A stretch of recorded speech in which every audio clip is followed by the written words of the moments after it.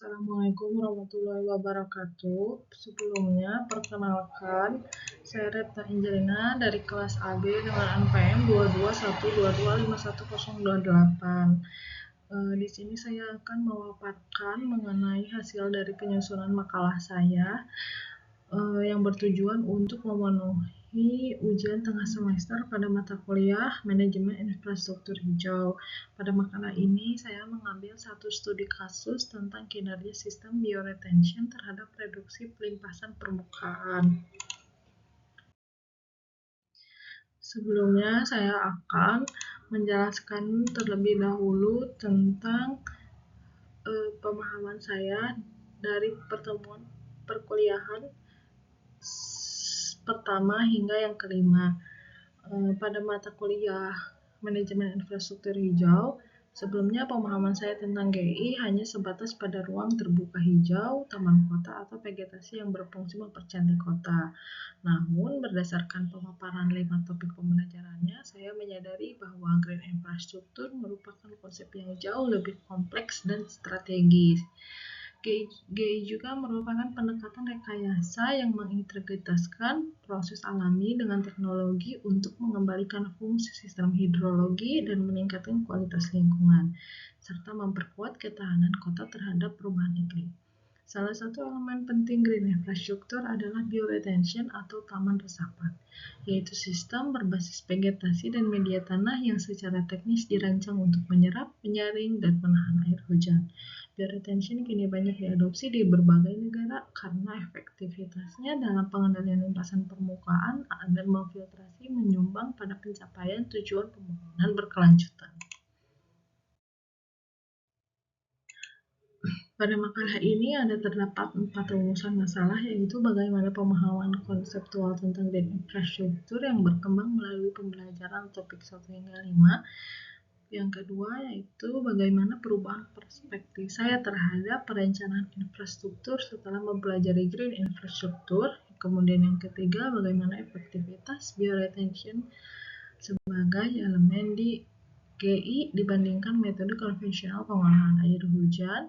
Yang keempat, bagaimana integritas antara teori GI dan studi kasus bioretention dapat mendukung kompetensi profesional saya sebagai calon insinyur.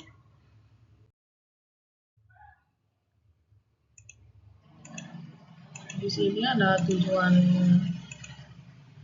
dari pembuatan makalah ini, yaitu menyajikan pemahaman yang lebih komprehensif mengenai green infrastruktur berdasarkan 5 topik utama perkuliahan. Yang kedua, menggambarkan refleksi mendalam terhadap pengalaman belajar dan implikasi terhadap pola pikir profesional. Yang ketiga, menguraikan studi kasus bioretention secara teknik, fungsional, dan hidrologis berdasarkan referensi ilmiah. Kemudian yang keempat, merumuskan hubungan antara konsep GI, studi kasus, dan pengembangan kompetensi mahasiswa teknik sipil S2.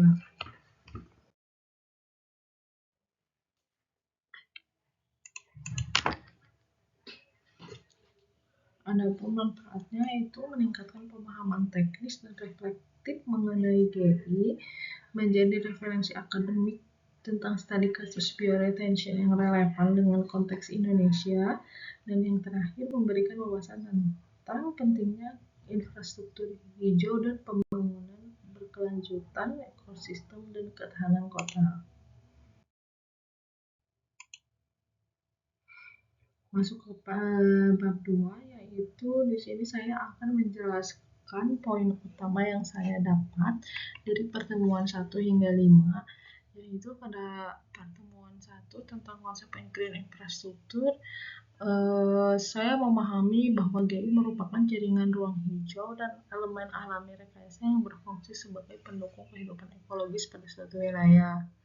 Yang kedua, topik ini mempertegas pergeseran paradigma dari green infrastruktur yang kaku dan monofungsi menuju green infrastruktur yang adaptif serta multifungsi. Yang ketiga, SDGs dan green infrastruktur. GI berperan dalam mengurangi bencana hidrologi, meningkatkan kenyamanan mikroklima, mengurangi polusi, dan memulihkan fungsi ekologis yang hilang. Dan yang keempat, hidrologi dan pengolahan air dalam infrastruktur hijau. Topik ini menekankan bahwa GI meniru proses hidrologi alami seperti infiltrasi, retensi, evaporasi, dan penyaringan air.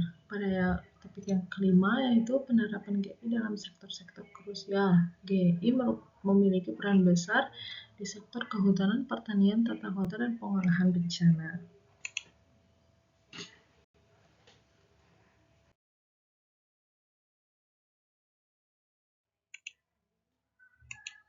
Masuk ke bab 3 yaitu tentang studi kasus kinerja sistem bioretention terhadap produksi limpasan permukaan. Pada latar belakang ini menjelaskan tentang bioretention semakin dikenal sebagai elemen green infrastruktur yang memiliki kinerja tinggi dalam mengurangi limpasan permukaan, terutama di kawasan urban tropis yang umumnya memiliki intensitas hujan tinggi dan dominasi permukaan kedap air di Indonesia. Sebagai negara dengan iklim tropis, menghadapi persoalan limpasan permukaan yang semakin meningkat akibat minimnya area resapan dan pertumbuhan infrastruktur beton yang masif. Studi kasus yang dianalisis dalam bab ini merujuk pada jurnal Putri et al. 2003 yang meneliti performa sistem bioretention di kawasan perkotaan tropis Indonesia. Penelitian tersebut menjadi salah satu referensi terbaru yang mengkaji efektivitas bioretention dalam skala lapangan simulasi laboratorium. Hal ini relevan untuk mengetahui bagaimana GI bekerja nyata yang mempengaruhi oleh variabilitas cuaca, intensitas hujan, dan jenis limpasan lokal.